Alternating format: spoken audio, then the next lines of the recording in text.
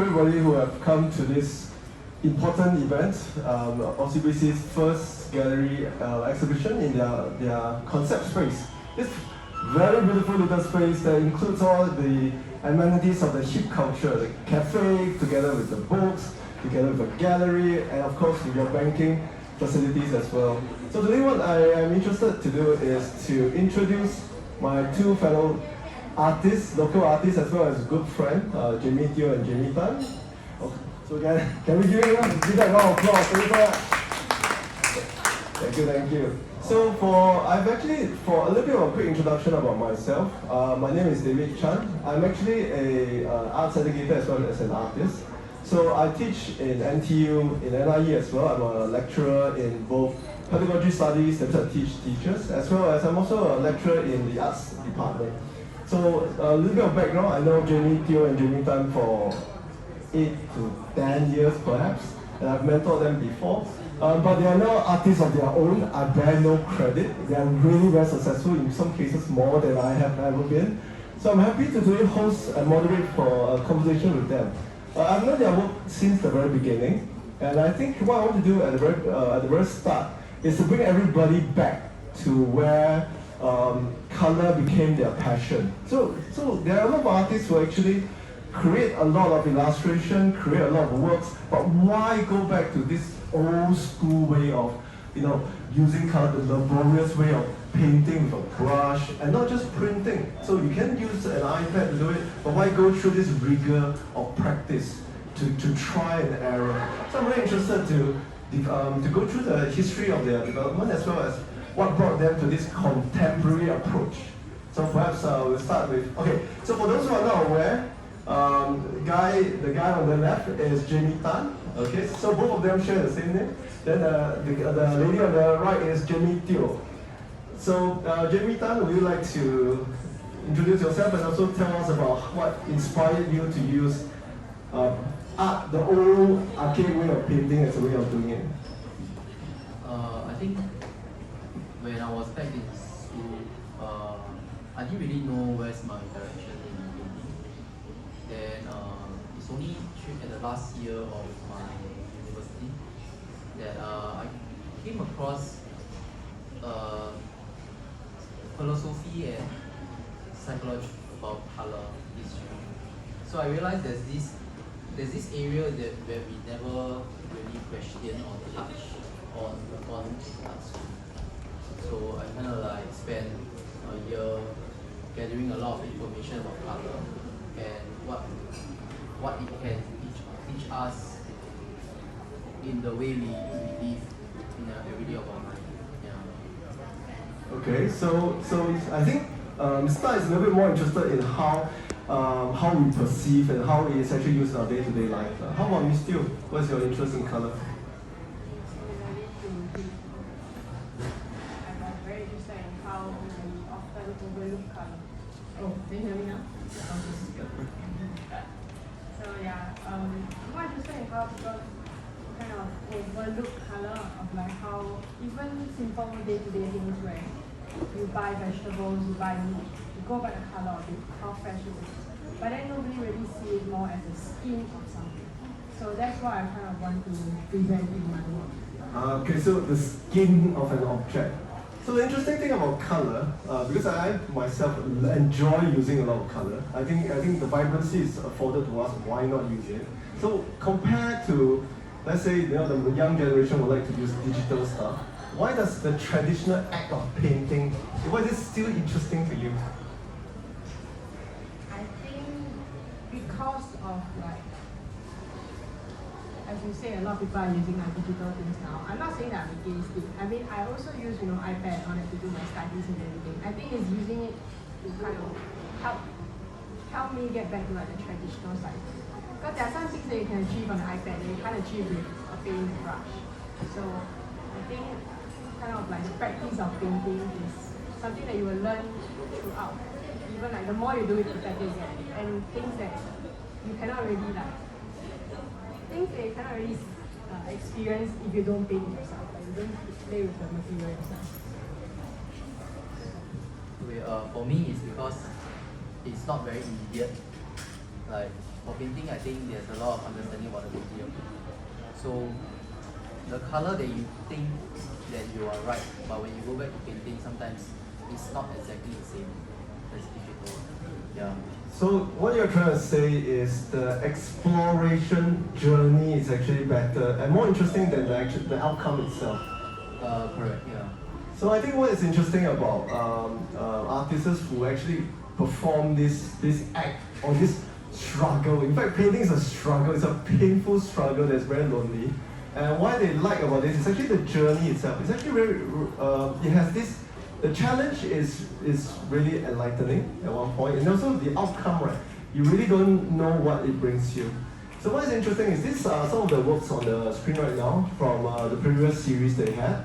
They collaborated as well. But we'll talk a little bit more about the collaboration. But what I'm interested is the development since then. So today, the exhibition behind, titled Hide and Seek, you can see their development. And maybe I would like to draw the attention of how they actually were inspired by the space. So they actually had the option to create a thematic inspiration based on the location here. You can see a lot of organic shapes around you. You can see the fluidity of the form and the surfaces as well. So can you maybe explain to everybody how were you inspired by the movement and things like this? When we first came into this space, we noticed this area where it reminds us of this artist, Richard Serra. So it gave us this feeling of hide and seek, and we were quite intrigued by this area and thought that this could be the starting point for us to kind of like change into our artwork. Yeah, I think at first glance of this space, and not just of this area, but kind of this whole OCBC bank in general, there's a lot of like little pockets of like places that you didn't really know unless you walk into it. So like similar to this, it's like you didn't know that these are actually like spots where people have like conversations and everything until you walk into it. So it's like this kind of like review and like kind of containment of it, yeah, that we wanted to play with our work. So what you're saying is there is a lot of spots which is maybe it's a little bit dark. There is inspire you to go between the contrast of very bright light versus something very dark. I think that also goes back to the idea of reveal and hide, absence and presence, so on and so forth. So in that case, we also talk about in that case, right? We were actually prior to this exhibition, we actually mentioned about how colors can actually inspire, change the mood or the ambience of the location, in fact change the mood of your room. If you actually have something, let's say you have a very bright room color, it really gives you a different atmosphere. So how do you think that your experience here in terms of the space, creating hide and seek, inspired you to use color as a way to define your artwork? Okay. I think like this space here, yeah, initially when we came in, everything was quite neutral, quite dark. So we were thinking, okay, why not just like boost the whole place up with like super colorful colors. But I think not just about using colorful colors, but also different like shades of colors to kind of bring out like the opposite color. So you can see from my previous work compared to this one, my previous work was more centralized, like there's a focal point, and you see everything is quite unique. So for this exhibition, I actually wanted to kind of like, in a way, deconstruct my painting. So everything is like overlapping each other. So actually the details that I want people to see is the top and the bottom. So I kind of like changed the way I do my painting. I think we also take this opportunity to kind of like explore out of our usual style, because like previously the previous slide where you kind of see that was our works before, but I think to kind of play with like curves and like different layers of colors is also something very fun for us. We kind of use this as a chance to create something different. Okay, so I noticed right from this there are so much colors pulsating. And I noticed that the both of you really like, really contrasting, very bright colors. Are you inspired by like all the neon advertisements or all the games and things like that? Not really, but I think every painting is like for me it's like a question, and this question I know that there's no answer to that. It's just more like, I guess it's sort of like a color question, like how we lay down a color, and then what other color can complement it, or kind of like bring out the entire painting. Yeah. Okay, so but it's still very difficult to place color down, and I'm going to draw back on one artist that I really enjoy. His name is actually Anish Kapoor. Anish Kapoor is actually an Indian artist who had the Turner Prize from UK, and he actually made a mention of how color creates space, how color can actually inspire the person to visualize or to expand or to contract space. Perhaps I can see in your work, the two of your works, right, are drastically different. One has a very pulsating line work that is really, once you really want to dance with it with the right music, I think you want to dance beside it. And then the other is a little bit more romantic, a little bit smoother. Then you think that there's a difference between the way you paint to create spaces?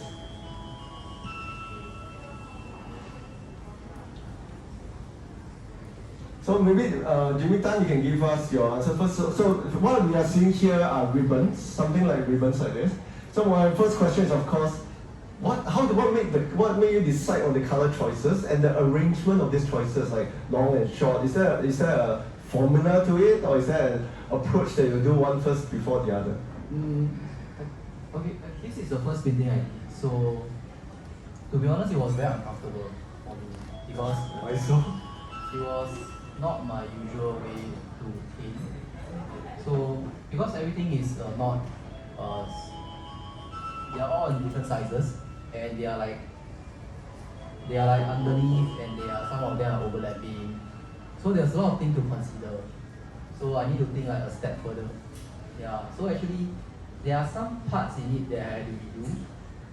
So yeah, and then it comes with the background, and then with the frame. So there's a lot of layers of stuff that I need to painting. I noticed that you actually painted the frame as well. What do you think the frame has anything to do with the painting itself?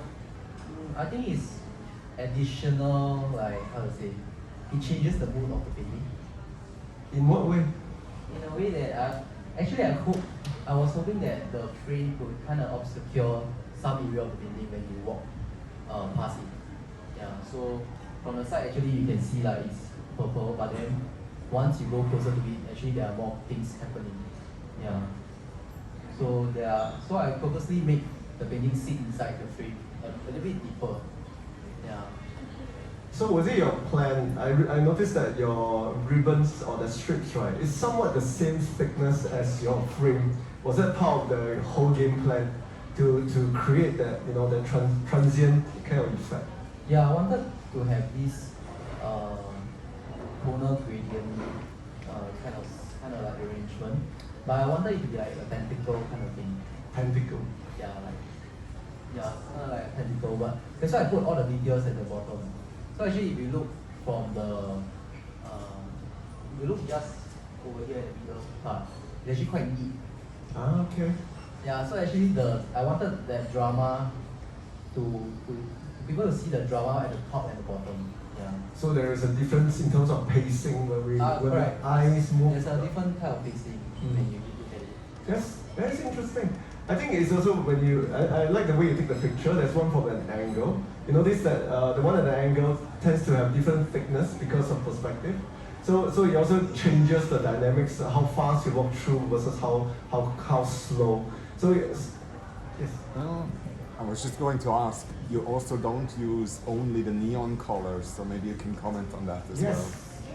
So you don't only use neon colors. There's brown, there's some of the dull teal green, and then there's the deeper red. That's a good question. Because I have this kind of my painting career, right? Kind of like I was quite obsessed with earth color. Earth tones. Like earth tones. Like I would go to the shop and buy every earth tone because I thought they really help push the sort of neon color out. Also, it's used as a backdrop to make it stand out. Not really, because I used to think that way, but then I realized that they can be at the front. So sometimes you see the earth tones are at the front. Yeah. So the sort of the intense color will be my background. So the arrangement, is it by feel or is it by, wouldn't it be interesting, is the arrangement by feel or is it by some formula? That means you set up your space within the painting. There's no formula to it. I just start as it is and then Just work your way along. just work my way along. Yeah. Okay. That's, Yeah. okay, how about Miss Teo? So what is your approach in that case? So before you answer, so it's definitely different. So the spacing is definitely wider. And we can now see big spans of color, big gradients rather than pulsing. Now these are a little bit more gradual, but nonetheless still highly contrasting. So what are your decision making process? I think for the work on the right was the first work that I did. So it was something very different from what I did previously. But I did kind of incorporate kind of like my favorite kind of colors, or color combinations that I like to use. But then kind of putting it side by side like that, instead of being it like separate paintings, I feel like it gives it another kind of level. You know, and also playing with like this kind of curves and what is in front, what is behind. I like to kind of like confuse the viewers in a way where like some parts don't make sense, but some parts make sense. And then just like to lead the viewer into different kind of like different sections, yeah, and spaces within the paintings. And just like seeing where to put the dark colors and where to put like the really bright colors. I think even like for the painting on the right, you see like the area in the middle with the very crimson red. You know, it makes sense that okay, the shadow is in the middle. But for the left one, the painting on the left, I was playing with like the green and the purple. So instead of like doing like a very dark color in the middle, putting like a really bright color in the middle works also. Okay. So since you started this thing, if you put a very bright color in the middle versus a very dark color in the middle, so how does that change your decision making when you compose the rest of the image? I think for me, the painting on the left was a bit. I just wanted to use that green, so it was just an excuse for me to kind of like play with like, because as he said, like he did play with like earth colors and everything, and I wasn't really like very confident in using earth colors. But then I realized that wow, like just playing with this, it's actually like a very natural green. But then just placing it or blending it with like a totally artificial color like a teal or turquoise creates like such a nice effect. Yeah. Understand. But okay, I want to tell the audience here, the viewers, because I'm a painter as well, it's really painful to blend. If I could, I would use an airbrush to spray. But these two young chaps here decided to go through the arduous process of using a brush and going left and right all over again when people don't appreciate it. Unfortunately, a lot of people will go to say, why this? And the beauty of the humanness of it, the nature of the human is to make mistakes. So will you allow yourself to make mistakes, Ms. Teo? What if the blend doesn't go through? I'm quite a perfectionist, that's why. Like, I will go through like a lot. Like even before all this, right, I already did like a lot of different studies previously to find out like which color I want. So I think even to me, right, I feel some parts still like not very good to me. No. Like, I feel like I can push it even more. You see the flaws. Yeah. Maybe it's just people. I would hate myself if I paint this because I'm like, that's always just a slither out of the space part, and you can see the imperfection. The interesting thing about some artists, especially for both of them color block painters, are the quest for perfection. And in this modern technology whereby perfection is easily achieved through digital, VR, AR, whatever it means, the quest for it becomes a very interesting process. And I think we can segue into the next, I think it's something I would love for them to describe. So let's say in terms of color, as we already mentioned, color can influence ambience, can influence mood, can influence your space. So how do you think, let's say in terms of color, we can change the perception of depth? If somebody's space is very small, you think putting the paintings there can change to make the room bigger or to make the room smaller? Can you change our way? Like a mirror can change a room to become bigger because of reflection. Can a painting or colors do that as well? I think yeah, definitely. So like what we're playing here I feel like with both of us was playing a lot with the tints and shapes of a color. So adding white or adding black to a color kind of give it like a sense of it receding. Or, you know, but I feel for my work, I kind of like to play with like the understanding of that and then kind of like intentionally making it opposite. Or like, you know, like, that is like quite weird. So making it, so you do a complementary or contrast. Correct. So how does that change? Does the movement help to change the space, make it bigger or make it smaller? Or just make it, give it some rhythm, or the Yeah, space I think looks it's very more of like still. the rhythm. More of the Like, rhythm. Yeah. Mm. Like, I mean, even with his work, like some color I feel like can be at the front, but then you put it at the back. You know, and just like these little things that just make you feel like, you know, maybe it's like preference. Then Mr. Tan, what do you think? So in terms of space, does your work change the dynamics of how we see a space? If let's say go into a small room, then I see a painting, what do you think it does to the emotion or the effect? I think it's not up to me to decide that. Yeah, but I feel that because we don't have a studio. For me, we don't have a studio, so usually we paint at home. So I can see the painting actually kind of change quite a bit when we swap it into a different space. Yeah, either the initial effect suddenly switches, and then how it can influence the space itself. Yeah. Interesting. Then in that case, does it change? What if one of the questions that's always asked, if it's an abstract painting, can I invert it? Put it upside down or put it rather than vertical? What if I put it horizontal? Do you think you still have the same effect or it changes the effect? How we read the image itself?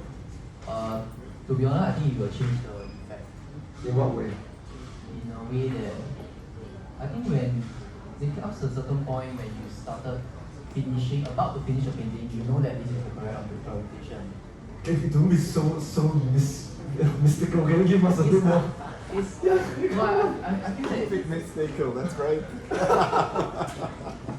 feel that that's the way. There's no. So there's something called rightness Yeah, in it's flow. like the So what is the rightness. rightness? Can you try to be a bit more explicit? We are also The very rightness, interested to know. I feel the rightness is I kind of look for the details at the bottom.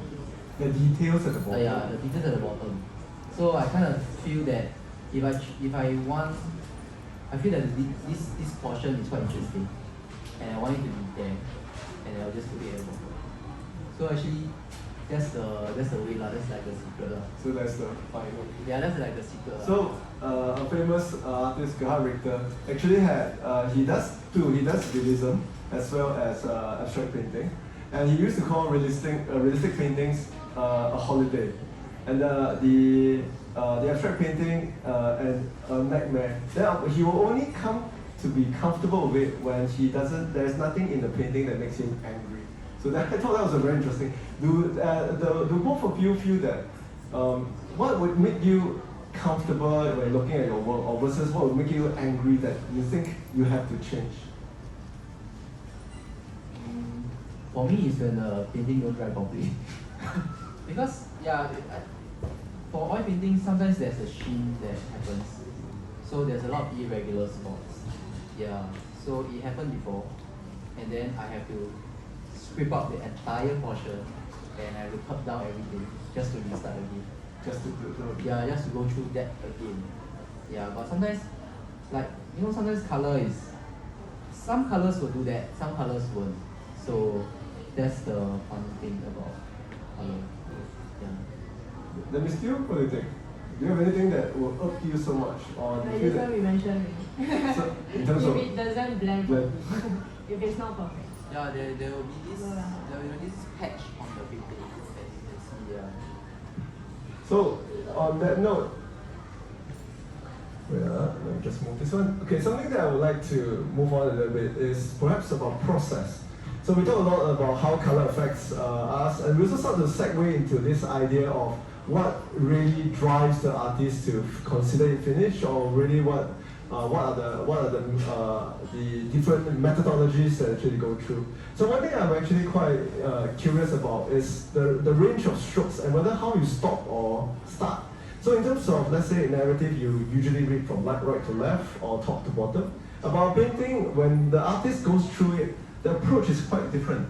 Later on, what we can do is we can actually walk with the artist to look at the painting itself. I think it's a little bit hard to appreciate what I'm about to say. Is the stop of the brush versus the continuation. So in Jimmy Tio's work, you actually see a block of paint at the end of a stroke. And that's very interesting, that's so alluring. It's actually almost mysterious. You want to go and investigate that little texture there amidst a sea of very smooth, blended, cloudy color. So I want to ask Ms. Teo, what do you think, how do you control the pacing of your stroke versus fast, slow, color changes, so on and so forth? I think for pacing, right, I feel it was quite interesting because with like these two different series of work, I feel the pacing of the work is also very different because for the work that is like very smooth and very blended, although it takes so much time for it to do, but I feel the way that people see it is very direct, it's very fast.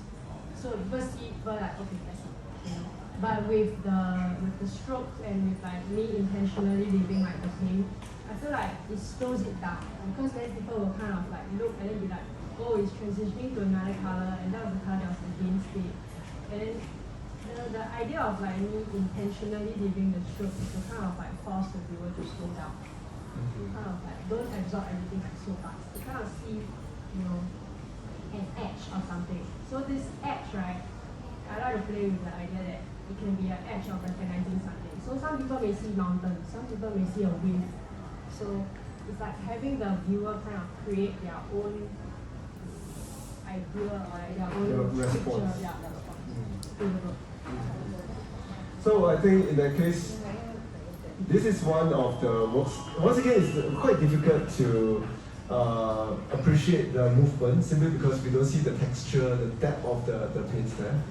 So in terms of, let's say in terms of this work, what's the relationship between color and speed? Do you feel that, you know, there's some parts that are faster or slower, or do you think it's more or less the same? I think with speed, I was saying that like the speed of color, right? I like to play with complementary colors. So with orange and purple, it's like takes a longer time to kind of blend between the two colors compared to a red with orange. So I feel with like darker colors or complementary colors, I have more space to kind of like bring the viewer along. And then for areas where I put like the texture, I like to create works that are a bit more subtle. So I don't put it everywhere, just like the areas. Okay, so you stop, give it a stop and then move again. So there's almost like a melody to it. That's interesting. How about Mr. Tan? How do you control the speed by which the viewers will read your color? I usually choose a few main colors when I start painting. So for this instance, I was really focused on the orange and the red color to determine the speed of this painting. Yeah. Then the problem now is how you're gonna overlap them. Yeah. So this took quite a while. Then I kind of like input quite random stripes or ribbons. You can see at the most On the edge. right, yeah, on the edge, and suddenly there's this yellow coming out. And then there's this orange one that come out from nowhere. But actually that's because there was some remaining paint. Then I was like, okay, you know what, let's just put it on there. Yeah, this don't waste paint, right? Yeah, the waste paint, yeah. So, but you must make sure that it works lah. Yeah. So then after that, then I did the green and the red frame. Yeah. I did it for a reason because they are completely opposite colors. And it create this dramatic effect on your eyes. Yeah. So it kind of like affect the entire speed of how you approach the painting or you see the painting. Yeah. I mean, seeing up close, it feels like almost like a a music score already. From soft to loud, so back to soft again. And of course, between ribbons, right, you can almost feel the pacing of the colors are quite different. But of course, here's the interesting conundrum. We have two artists who have the similar aesthetics but very different approach. Now the question, of course, what begs the question is, if they were to do a work together, who comes first? Who is the deciding factor? So, and this precisely happened. They do work together. So this is actually a painting by both Jamies. And now I have this, I play devil's advocate. I start to wonder, so who did the driving force? Who decided to put the colors first? And then who had to compromise to dial down the color or to improve? So my question here now is, maybe Jamie Tan, you'd like to explain to everybody, from your perspective first, how do you all started the collaboration, and who started the first color in, then the rest have to follow? Actually, I think I'm the one who started the first color, right? Yeah, the orange one, this orange stripe, I was the one who started first. But then there was a mistake, so things didn't happen, and then we have to regroup again, and then she started first. Yeah. So actually we did a lot of planning for this painting, in terms of the shape, the direction, and how big the curve we want to be. Yeah. So the problem we have now is that who wants to paint first? That's always the issue. Why is it a problem? Because you must think of because when she's doing her blending, her area, I would say, is quite priority. Yeah, because we don't want to mess up The blend. Yeah, correct. So there's this area where I try not to interfere. Yeah, so I let her do her stuff first. Yeah. So still is a little bit more angst with blending it smoothly. So from your perspective, so how do you think it was planned out, or maybe emphasize a little bit on your area? How do you think you walk around Jamie Tan's work, or how do you actually compromise in certain things? I think with like a collaborative work, because we are both very competitive.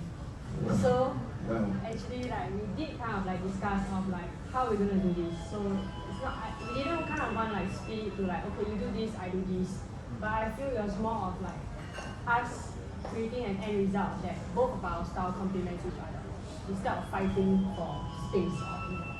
So I think we came up with this kind of composition to kind of showcase that brings out like, each of our style and kind of like The people areas. recognize that Yeah. I don't think it really matters who go first or who start first and all that. I think in the end it's just compromising to have like a good end result. Were there times whereby you had to change the color simply because somebody put another color that you don't quite like, or you think that it didn't flow? Actually, this time around is quite different because the previous dual works that we did, we had to, because we didn't have a space to paint, so I have to paint it first and then she had to come over and then she paint. So there's this like schedule to. But for this time around, if you see that the screen, there's this documentation that we did. We actually document how we did the work. I actually become the one who picks the color. So I'm the one who you're the apprentice. So I kind of become like the assistant. So she'll be the one standing there, so I'll be the one who's gonna mix the color and then apply. So it kind of like changed quite a bit from the previous one. So it's in a sense more exciting, more like. I think that means it become like a single unit, symbiotic, right? Because now somebody's creating, then you become four hands in one person. So somebody's creating the colors, and somebody's applying. So the teamwork thing comes in quite strong this time around. Yeah. Rather than last time we have this segregation that you do first. Like you do first and then later, okay, try it then I do. So it's very different. Now it's very different. Okay, so the dynamics is a lot more organic now. Right. Yep. So from this experience, you can really see how just two persons who are actually in the same field who are interested in the same categories of the mood of color and the whole investigation of color itself can actually come together to still work with some fortitude and be able to compromise and come up with a finished product. So in this case, I've actually come quite to the end of the talk. What I would like to invite, if anybody is interested, to work with the artist, and maybe we can point to some of the works if you have any questions. Then you will be able to really appreciate the texture and maybe mistakes for some of the works itself. And maybe you want to ask, how did they get the line straight? I always have this question. I cannot draw a straight line. And how do they get their line so straight? Get some of the curves so gradual and things like that.